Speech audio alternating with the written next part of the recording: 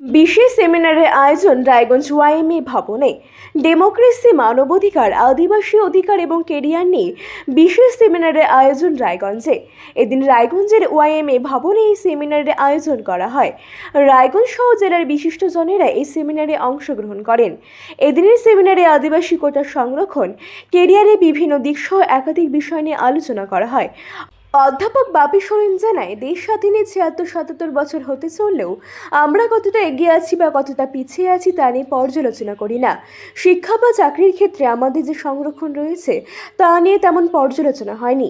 তিনি আর কি বললেন শুনুন বিস্তারিত। আজকে আমাদের কোনো সংগঠন না, আজকে আমরা যেখানে উত্তর দিনাজপুরের যারা প্রাক্তন ছাত্র, যারা হোস্টেলে ছিলাম বা স্কুল, কলেজ, বিশ্ববিদ্যালয়, তারা আজকে মূলত এই আলোচনা আমরা আয়োজন করেছি।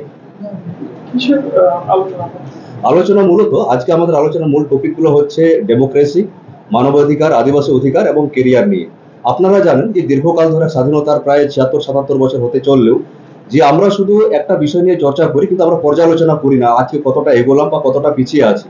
আজকে যদি দেখি যে আমরা যে সংরক্ষণের যে কথাটা বলছি, যে শিক্ষা এবং চাকরির ক্ষেত্রে সংরক্ষণ আছে, কিন্তু সেটা নিয়ে আমরা কিন্তু এখনো পাবলিকরাও চর্চা করিনি বা গভর্নমেন্টও সেটা সার্ভে করছে না যে যতটা দেওয়া উপযুক্ত ছিল কতটা কার্যকারিতা হয়েছে।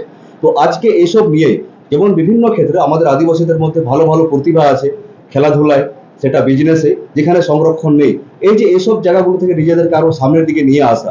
বিশেষ করে আমি বলবো, যেহেতু আমাদের ডেমোক্রেসি বা গণতান্ত্রিক দেশ, যেখানে নির্বাচনের মাধ্যমে সবকিছু তৈরি হয়, সেখানে আমরা দেখেছি বিভিন্ন জায়গায় পঞ্চায়েত স্তর থেকে বিধানসভা বা লোকসভাতেও সংরক্ষণ থাকে। তার বাইরেও যেমন উত্তর দিনাজপুরে যদি বলি, আমাদের বিধানসভাতে সেখানে সংরক্ষণ নেই। তো আমাদেরকে প্রতিনিধিত্ব কি করে আমরা পাঠাতে পারবো, সেই বিষয় নিয়ে, বিশেষ করে এবং কেরিয়ার নিয়ে আমাদের এই আলোচনা। আজকের আলোচনা মূলত আমরা যারা প্রাক্তন ছাত্র ছিলাম বিভিন্ন কলেজ, বিশ্ববিদ্যালয়ের এই রায়গঞ্জে বা উত্তর দিনাজপুরে, তৎসহ বিভিন্ন আজকে বিশিষ্ট ব্যক্তিবর্গ এসেছেন।